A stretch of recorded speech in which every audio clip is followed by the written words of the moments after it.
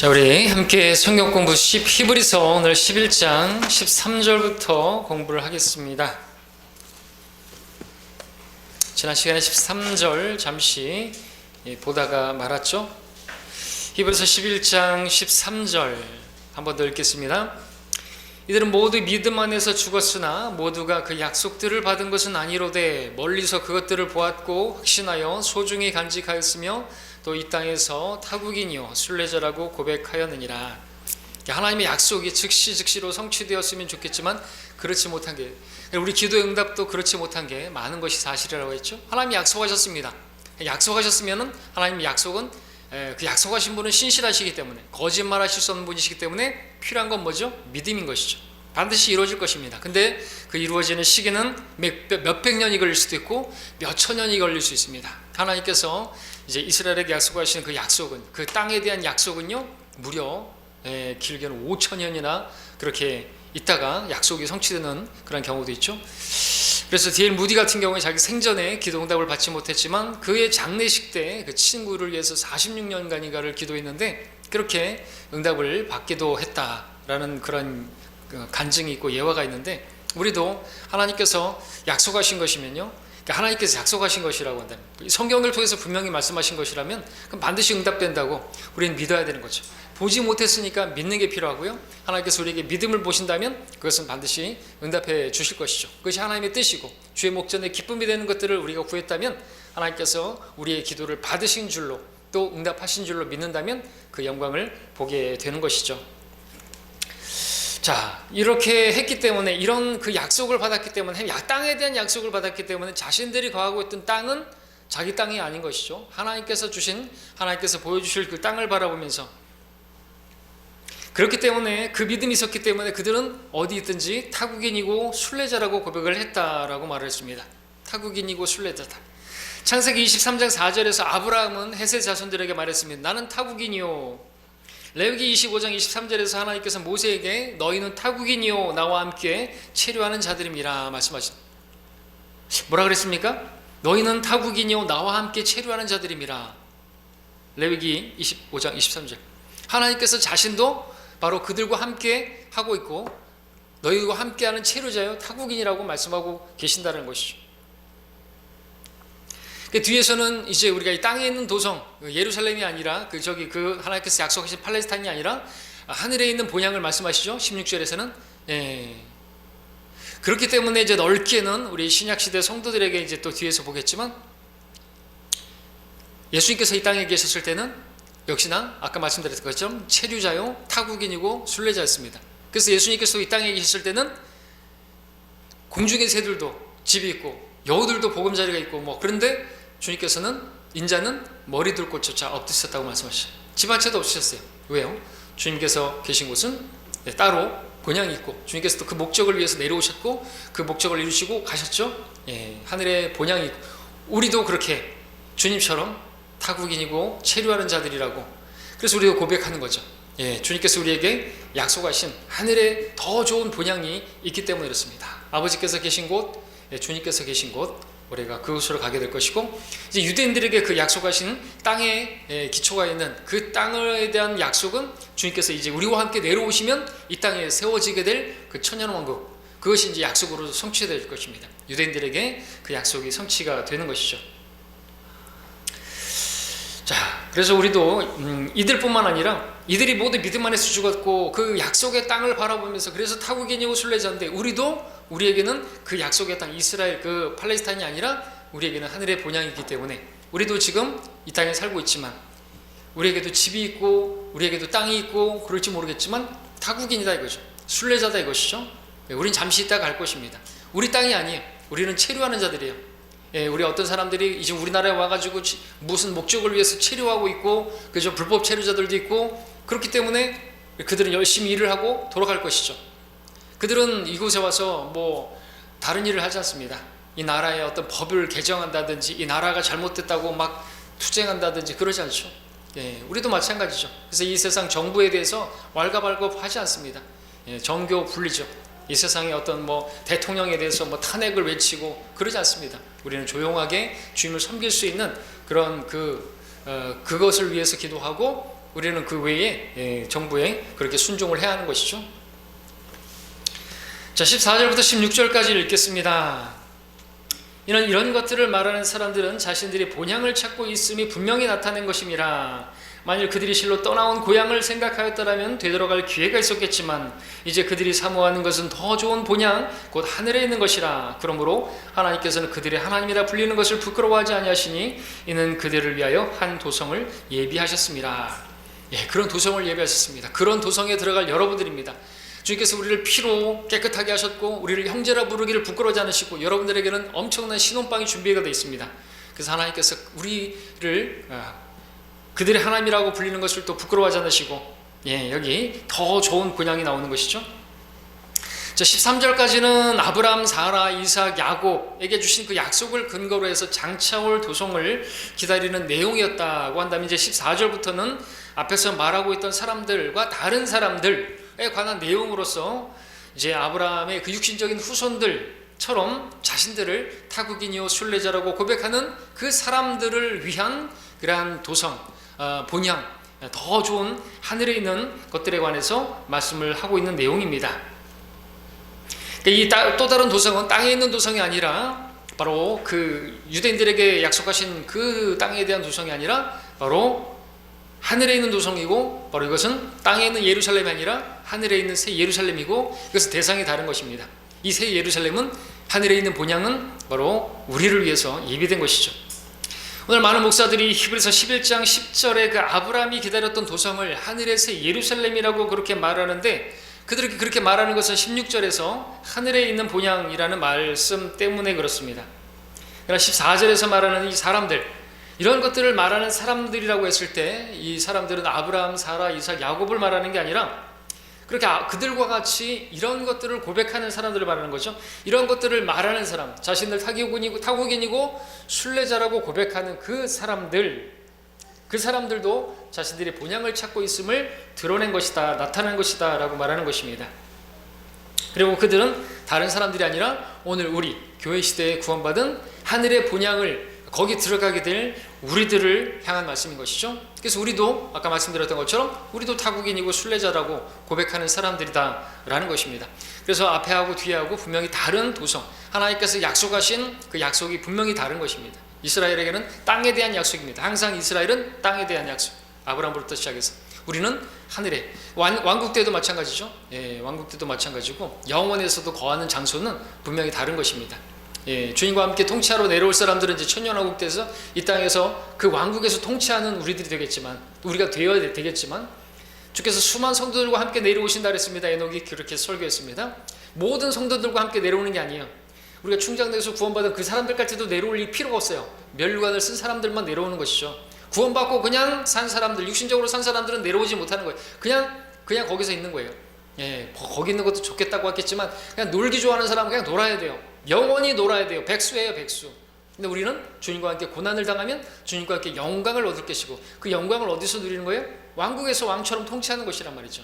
면류관을 받아 써야 되는 것이죠. 그 면류관이 없으면 우리는 통치할 것도 없고, 그냥 아이고 김영재 뭐하나, 럭카 목사님 표현대로라면 박형재 뭐하나, 잘 통치하나, 그 자기가 관섭해서 뭐 할 거예요? 그죠? 그러고 쳐다보면 뭐 할 거겠어요? 자기는 할 일도 없으면서. 그러니까 구원받은 성도라고 다 똑같은 게, 하나님 공산주의자가 아니죠. 똑같이 그렇게 하시는 거 아니에요. 분명히 영광이 다른 것이죠. 어떤 사람은 10성읍, 어떤 사람은 5성읍, 어떤 사람은 1성읍을 그렇게 통치하게 될 것이죠. 그것은 천년만이 아니라 영원이고요. 그렇기 때문에 우리는 이 땅에서 5년 통치하는 대통령이 부럽지 않고 10년, 20년 장기 집권하는 그런 독재자가 부럽지가 않는 것이죠. 이 땅의 영광은 풀의 꽃과 같은 것이, 잠시 폈다 사라지는 그 영광을 위해서 그렇게 살아가는 것은 그냥 구원받은 성도로서 할 짓이 못 되는 것이겠죠.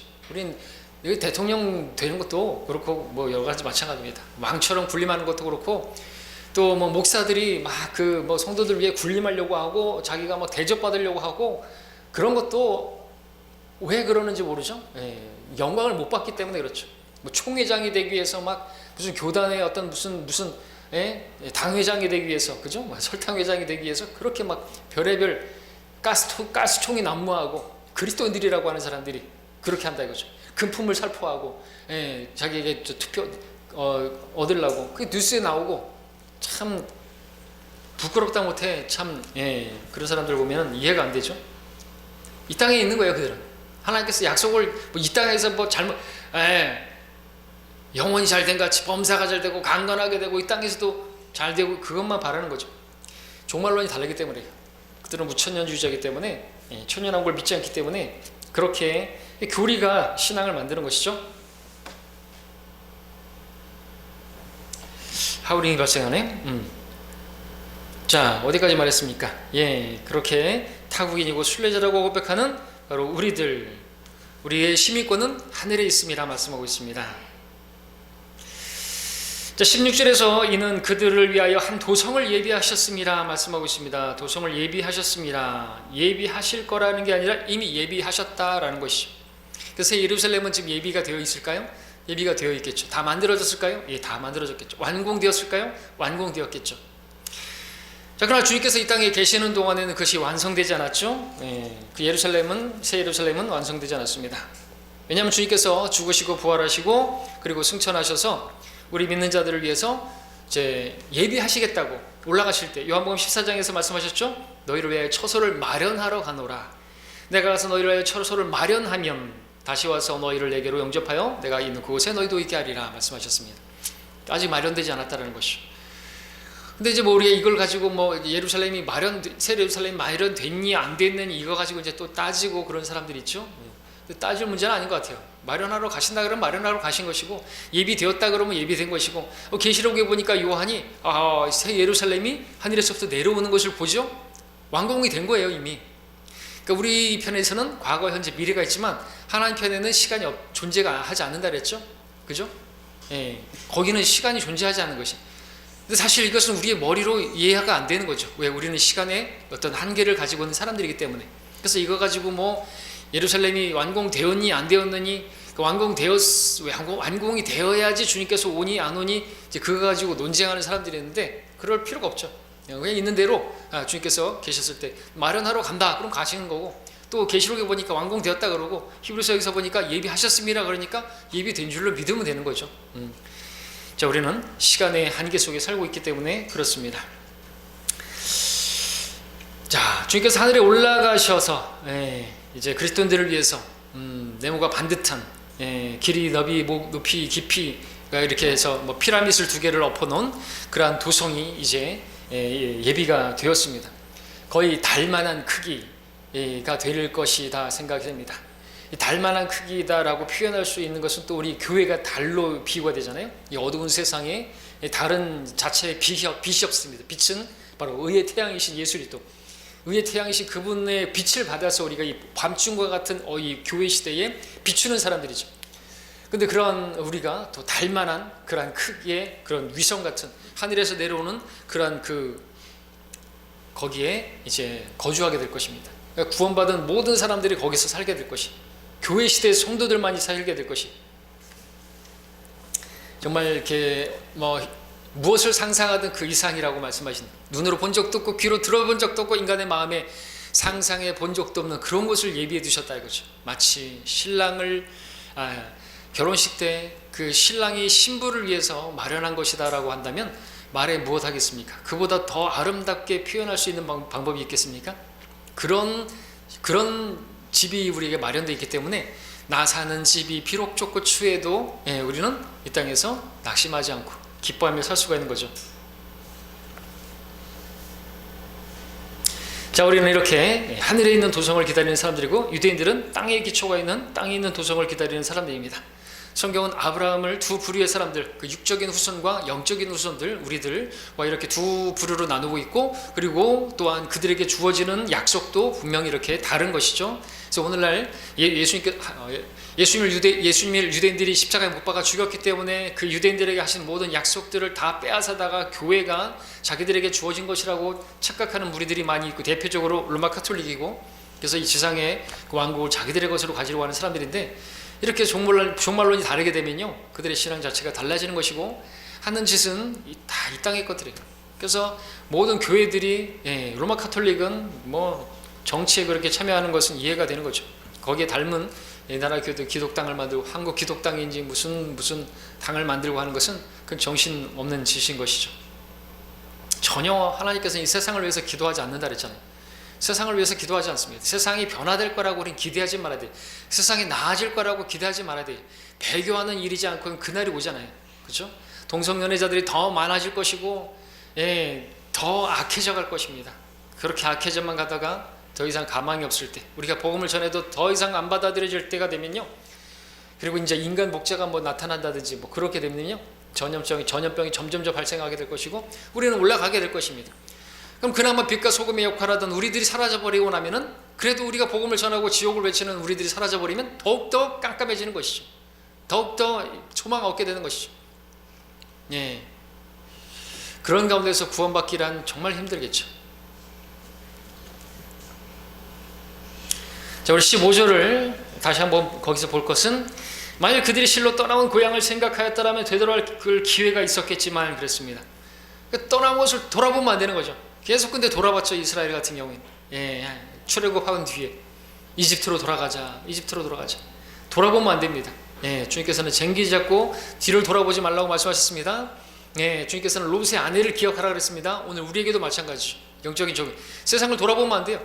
왜요? 세상을 돌아보면요, 세상은 휘황찬란하고 세상은 갈수록 좋아 보이는 것 같아요.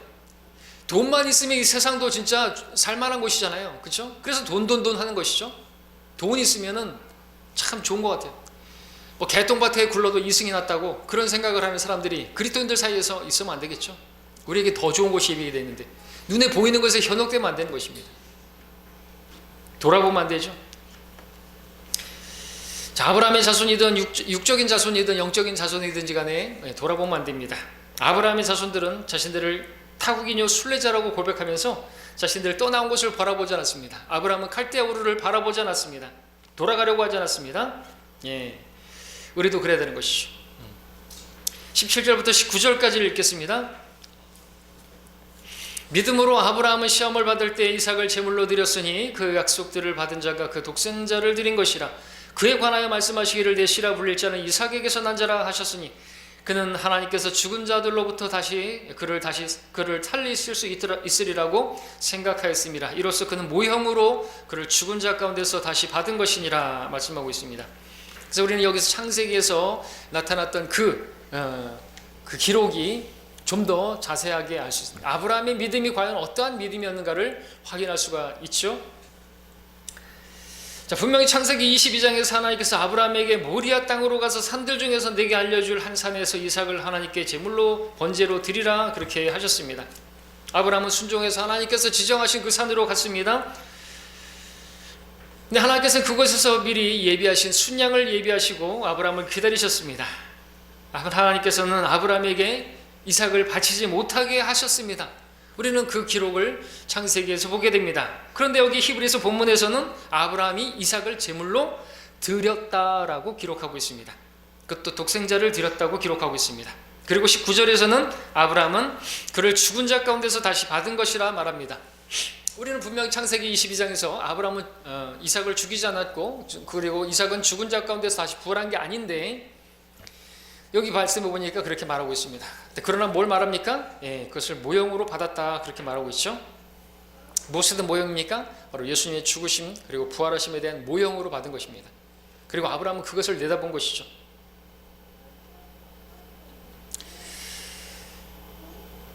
그래서 요한복음 8장 56절에서는 너희 조상 아브라함은 날 보기를 기뻐하다가 그것을 보고 즐거워하느니라. 아브라함은 바로 주님의 날, 바로 그 십자가의 죽음을 내다본 것이라고 성경 말하고, 그렇게 예수님께서 죽으시고 부활하실 것을 내다봤기 때문에 기뻐했다고 하는 표현이 좀 이상할지 모르겠지만 자기 이삭을 죽이는 데 있어서 전혀 거리낌이 없었던 것이죠. 창세기 22장을 보면 아주 지체 없이 아주 그냥 조금의 어떤 말도 필요 없어요. 아무 말도 없이 그냥 아브라함을 데려다가 그냥 눕히고 막 그냥 죽이려고 하는 그런 모습밖에 안 나오죠. 그 산으로 가서 단을 쌓고 그를 죽이려고 제단에 놓고 그냥 하는데 다른 생각도 하지 않았습니다. 어떤 생각도 하지 않았을까요? 하나님께서 나에게 이삭을 그렇게 죽이라고 말씀하셨지만 마지막에 가서는 이삭을 드리지 말라고 그렇게 소리칠 것이다. 아니면 내가 이삭을 죽이기 전에 하나님께서 나를 분명히 멈춰라 하실 것이다. 이런 생각, 이런 기대 전혀 하지 않았을 것이다라는 거죠. 이삭이 누구인가? 단순한 아브라함의 외아들이 아니라 아브라함에게 주신 그 약속들을 이어받을 자인데, 근데 그게 죽으면 어떻게 되는 거예요? 참 여러 가지 딜레마가 있을 수 있어요. 하나님의 약속을 믿는다고 한다면 그 죽이면 안 되는 거 아니에요? 그 아들을 통해서 씨가 나올 것을 믿는다고 하면 죽이면 안 되는데, 죽이라고 했으니까 순종은 해야 되겠는데, 근데 뭘 여기서 말하는 것인가? 딜레마가 될 수 없는 것은 하나님께서 이 아들을 통해서 약속을, 그 씨를 번성케 하실 것이라고 그렇게 말씀하셨다면 죽인다 할지라도 다시 살릴 것을 믿은 것이죠. 그것밖에 없는 것입니다. 그리고 그렇게 믿을 수 있는 것은 죽은 자와 같은 자신에게서 생명이 나왔다고 한다면 죽은 자에게서 다시 생명이 나온다는 거, 그걸 믿을 수 없지 않다는 것이죠. 맞죠? 그리고 말씀드렸던 것처럼 우리도 죽은 자 가운데서 예수님을 부활시켰다, 예수님께서 부활하셨다고 믿는다고 한다면 하나님께서 우리의 그 믿음을 보시고 아브라함처럼 그래 너는 의롭다 라고 인정해 주시겠다는 것이, 우리가 의롭게 된 건 다른 게 아니에요. 하나님께서 죽은 자 가운데 예수님을 다시 살리신 것을 믿었더니 우리를 그 믿음 보시고, 보지 않았는데 그걸 믿은 걸 보고 우리를 의롭다라고 인정하시고 우리 하나님의 자녀로 삼아주신 거예요. 우리 대단한 거 아닙니다. 우리 죄인이에요. 그거 안 믿었으면 지옥 갈 저 사람들하고 똑같은 그런 차별 없는 죄인들이지 않습니까? 그 믿었어요. 그걸 믿는다면, 우리도 죽어도 다시 부활할 걸 믿는다면, 그러면 우리가 죽는다 할지라도 다시 살아날 걸 믿는다고 한다면, 그리고 그렇게 죽기까지 신실하고 또 죽음 앞에서도 우리가 타협하지 않는다고 한다면, 그 시험을 이겨낸다면 생명의 멸류관을 주실 것이고 더 좋은 부활로, 부활해서 영광스러운 통치를 주실 걸 믿는다면 우리가 순교 앞에서도 두려워하지 말아야 되겠죠. 진짜로 믿는다면 죽어도 다시 살 것이고 다시 살아날 때는 영광스럽게 부활할 걸 믿는다. 그거를 믿었던 사람들이 누구예요? 순교자들이에요. 우리 믿음의 교회사 가운데서 그렇게 죽어갔던 사람들은 하나님의 약속을 믿은 사람들이죠.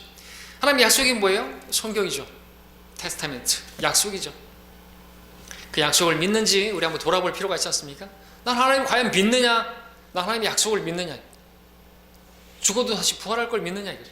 아브라함은 우리와 같은 믿음을 가진 거예요. 아들을 죽인다 할지라도 다시 부활을 시킬 것을 하나님께서 부활시키실 수 있는 분이심을 믿었던 것이죠. 아브라함이 믿었던 것이 이삭을 죽이면 다른 아들을 다시 또 하나 주실 것이다, 사라가 다시 임신해서 또 아이를 낳게 해주실 것이다, 이런 걸 믿은 게 아닌 것이죠. 불로 태워도, 심지어 번제로 그렇게 드린다 할지라도 그 죄 가운데서 다시 살아날 걸 믿는 것이에요. 우리가 화장을 한다 할지라도요, 우리 믿음의 우리 선배들 불타 죽었잖아요. 화형당했잖아요. 그렇게 불타 죽어 번제로 드려진다 할지라도 그 죄가요 없어졌다 할지라도 부활시킬 때는 다 모이게 될 것이죠. 욥기에서 또 말하잖아요. 내 콩팥이 멸하고 벌레들이 다 먹었다 할지라도 내가 내 육체를 입고 하나님을 보리라. 육체 부활을 말씀하시는 것이죠. 근데 개역성경은 그걸 부정하고 있어요. 내가 내 육체 밖에서 그를 보리라. 아니에요. 그건 성경이 아니에요. 그거는 육체 부활을 믿지 않는 게 성경이 그 성경이에요. 그렇죠?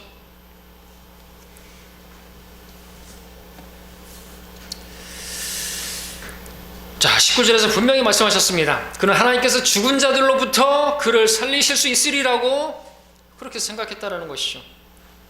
아브라함은 이삭이 죽음에서 부활할 것이다라고 믿었던 것입니다. 이것이 아브라함의 믿음이었던 것이죠. 아브라함에게 이런 부활의 믿음이 있었기 때문에 아브라함은 이삭을 죽이는 데 있어서 주저함이 없었던 것이죠. 어떻게 그게 말이 됩니까? 그 100세에 얻은 아이를, 그 눈에도 아프지 않는 아이를 어떻게 그런 식으로 끔찍하게 죽이려고 했어요. 너무나 사랑해가지고 아이가 젖을 뗄 때는 잔치를 벌이고 그랬는데 얼마나 아끼는 아들이었습니까? 주께서도 말씀하셨죠. 네가 사랑하는 독자 이삭을 바치라고 했을 때 이러한 믿음이 있었기 때문에 우리도 우리 자녀가 그죠? 죽는다 할지라도, 우리 부모님이 죽는다 할지라도, 우리는 잠시 보지 못하는 것 때문에 눈물은 흘릴 수 있겠지만 우린 소망이 있는 것이죠. 그냥 완전히 소망 없는 사람들처럼 그냥 아이고 아이고 하면서 애통해하고 그러지 않는다는 것이죠. 우리 장례식장에서 그러잖아요. 그럴 필요가 없어요. 그러지 말아야 되겠죠. 정말로 믿는다면, 하나님의 약속을 믿는다면 잠들었다 이거죠. 잠들어. 사랑하는 나사로가 잠들었다, 깨우러 간다 이거죠. 19절에서 이로써 그는 모형으로 그를 죽은 자 가운데서 다시 받은 것이라 말씀하셨습니다. 그가 받은 모형이 무엇입니까? 바로 예수 그리스도께서 죽은 자 가운데서 다시 살리심을 받을 것에 대한 모형이다라는 것이죠. 아브라함은 그 모형으로 예수님의 부활을 목격했던 것입니다. 그래서 아브라함은 시험을 받을 때 그 이삭을 드림으로써 그 시험을 통과했고, 그 행위는 믿음으로 또 여겨짐을 받은 것이죠. 야고보서 1장 13절에서는 근데 이런 말씀이 있죠. 누구든지 시험을 받을 때 나는 하나님께 시험을 받는다고 말하지 말지니 하나님께서는 악으로 시험을 당하지 아니하시고 또 그분 자신이 아무도 시험을 하지 않으시기 때문이라 이렇게 말했습니다. 하나님께서 아무도 시험하지 않으신다? 근데 여기 11절에서는 또 창세기 20장에서는 하나님께서 아브라함을 시험하시려고 그렇게 했다고 했는데, 그러면은 야고보서 말씀과 또 히브리서 11장 17절과 모순이 아닌가? 창세기 22장과 모순이 아닌가? 라고 생각할지 모르겠지만 아니죠. 야고보서 1장 13절에서 하나님께서는 아무도 시험하지 않는다는 것은 악으로 시험하지 않는다는 것이죠.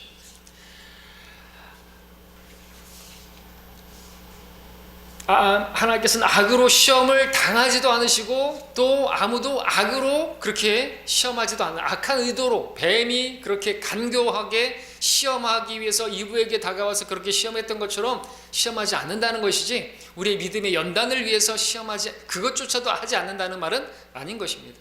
하나님께서 우리를 시험하시죠. 사실 시험을 통과하지 않은 믿음은 믿음이 아닌 것입니다. 믿습니다 라고 하지만 그 시험이 왔을 때 어떠냐 이거죠. 내가 어떤 것을 선택해야 하는 그 순간에 왔을 때 하나님의 약속을 믿는다고 한다면 하나님께서 기뻐하시는 것을 선택할 수 있어야 되겠죠. 시험이 왔어요. 유혹이 왔어요. 속이고자 하는 게 나왔어요. 그때 뭘 선택하느냐 이거죠. 하나님을 믿는다고 한다면, 하나님의 보상을 믿는다고 한다면, 하나님의 살아계심을 믿는다면 우리가 무엇을 선택하겠어요? 하나님께서 기뻐하시는 것을 선택해야 되겠죠. 뱀이 그렇게 이브에게 왔을 때 그가 정말 그 시험을 통과할 수 있으려면 뭘 해야 되죠? 하나님을 먼저 사랑했어야죠. 마음을 다하고 생각을 다하고 나에게 모든 좋은 것을 주신, 그리고 해로운 것이니까 먹지 말라고, 반드시 죽을 것이라고 했으니까 먹지 말라고 그 말을 믿었다고 한다. 그 말씀을 믿었다면 먹지 않았겠죠. 우리도 마찬가지입니다. 믿음은요 반드시 그 시험을 통과해야지 믿음이에요. 믿는다고 하지만 그 시험에서 넘어져 버리고 죄의 유혹에 그대로 넘어지고, 그게 뭔 믿음이에요? 아무런 믿음이 없는 거예요.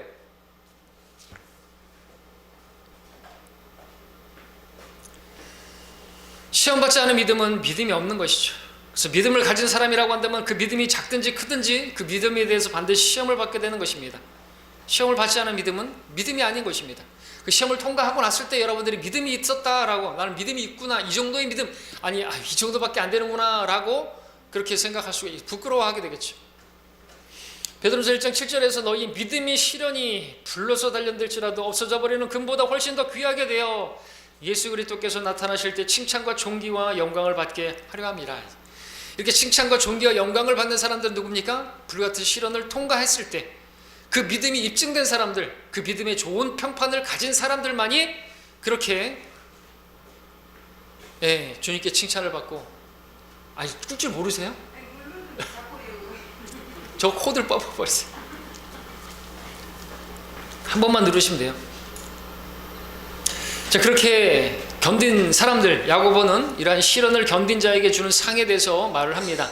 야고보서 1장 12절이죠. 시험을 견뎌내는 자들은 복이 있나니 복이 또다. 이는 그가 시련을 거친 후에 그 시험을 통과한 후에 주께서 자기를 사랑하는 자들을 위하여 예비하신 생명의 면류관을 받을 것임이라 말씀하고 있습니다.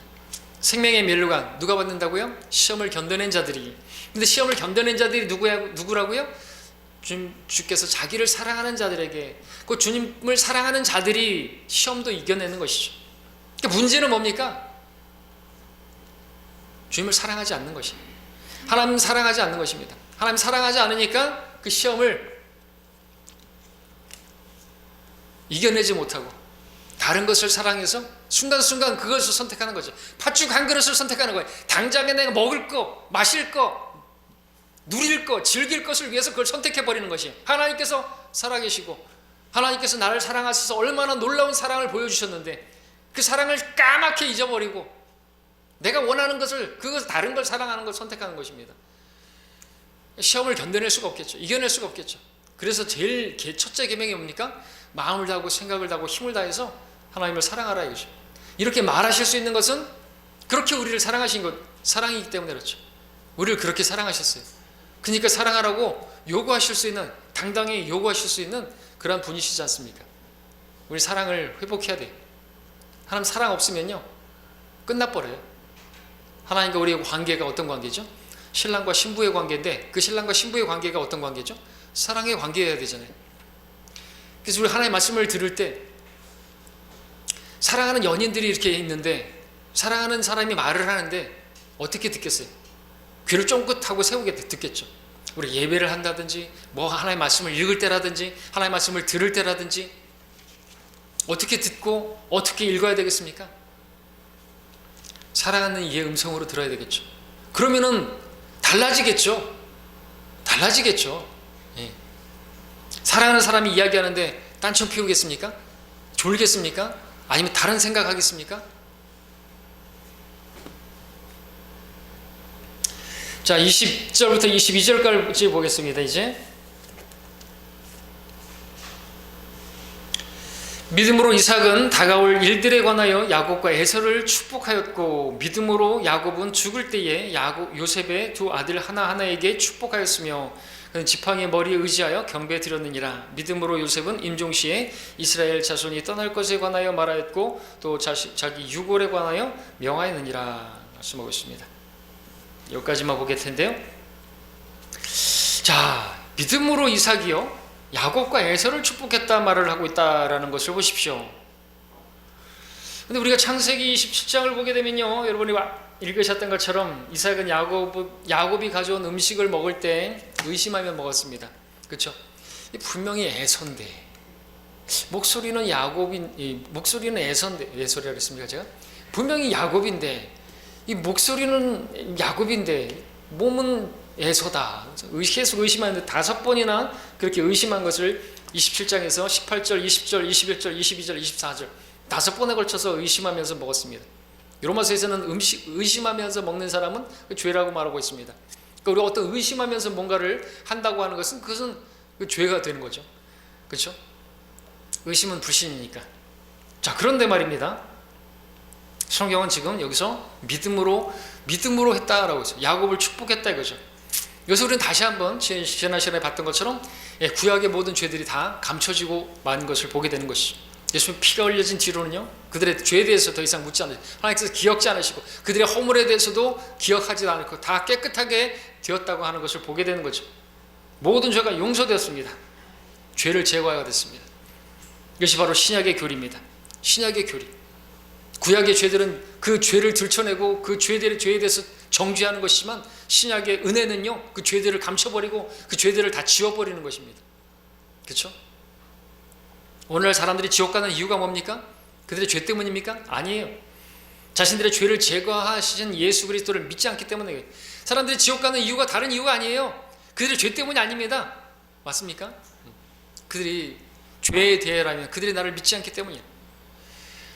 하나님께서 그들의 죄에 대해서 묻지 않으세요. 심판석에서 너는 내 아들 예수를 믿었느냐 이렇게 말씀하실 것이.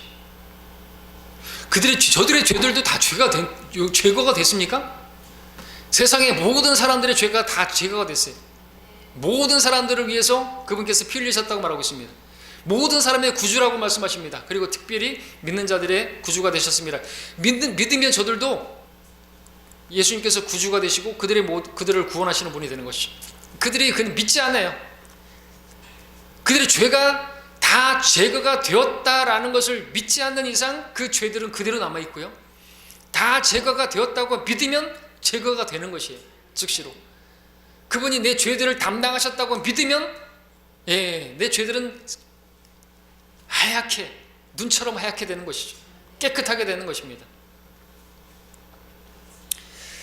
자, 구약의 율법은 죄를 들춰내지만 신약의 은혜는 모든 죄들을 감춰버립니다. 이게 은혜죠. 이런 은혜를 얻은 것입니다. 우리 전도지 제목이 뭐예요? 당신의 죄를 용서하신 예수님. 용서하실 예수님이 아니라 이미 용서하신 예수님을 받아들이기만 하면 용서가 되어지는 것이. 이걸 이해 못한다? 이해 못하고 할 문제가 아니에요. 믿음의 문제지. 다 이해할 수 있어요. 초등학교도 그래서 모든 사람이 다 구원받기를 원하시기 때문에 구원받는 방법을 너무나 쉽게 만들어놨기 때문에 변명할 수 없다고 말씀하시고, 자기 죄인이 아니라고 변명할 수도 없고, 나는 몰랐다고 이해가 안 됐다고 그렇게 말할 그 변명이 될 수가 없다고 말씀해요. 심판받을 때 하나님께서 이기려 하심이라, 그분은 이기시는 것이죠. 모든 입을 막고 그들이 정죄받고 그들이 지옥 가는 데 있어서 아멘 하고 지옥에 갈 것이라고 럭커 목사님 말하죠. 그들의 죄가 다 드러나게 된다고 생각해 보십시오. 마치 무슨 영화관에 무슨 IMAX 무슨 3D 영화처럼 자기의 지은 죄들이 다 공개되어진다고 생각해 보십시오. 감춰진 것이 드러나지 않을 것이 없고, 숨겨진 것이 공개되어질 것이 없고, 말하는 빈말이랄지라도 심판날에 관하여 그 해명해야 되는 그 모든 것들이 다 드러나고 한다고 해요. 부끄러운 죄들이, 부모님 모르게 지은 죄들이, 친구와 함께 지은 죄들이, 남편 모르게 아내 모르게 지은 죄들이 다 공개되어진다고 생각하십시오. 9시 뉴스에 나오는 그런 죄수들 마냥 마스크를 쓰고 모자를 둘러쓰고 창피해가지고 얼굴 들지 못하는 죄수들처럼, 그렇게, 그러나 거기 백보자 심판석에서는 감출 수 있는 것이 없어요. 하늘과 땅도 사라지고 그들이 설 곳도 보이지 않는 것이에요. 자, 그런 자리에서 그렇게 죄들이 다 드러나게 되는데 어찌 부끄럽지 않을 수 있겠습니까? 그러나 그를 믿는 사람은 수치를 당하지 않습니다. 왜? 죄들이 깨끗하게 되었기 때문에. 그렇죠. 우린 그런 사람들이죠. 그래서 우리는 주님을 찬양해야 되는 것이고, 감사드려야 되는 것이고, 그분을, 이처럼 나를 사랑하신 그분을 사랑해야 되는 거죠. 그 사랑의 표현이 뭐예요? 찬양이고 경배고 예배인 것이에요. 그걸 드려야 마땅한 것은, 그러지 않으면 은혜를 모르는 배은망덕한 자가 되기 때문에 그렇죠. 벨리알의 자식들이에요. 그게 배교자가 다른 배교자가 아니에요. 하나님을 찬양하지 않고 감사하지 않는 것이 배교잖아요.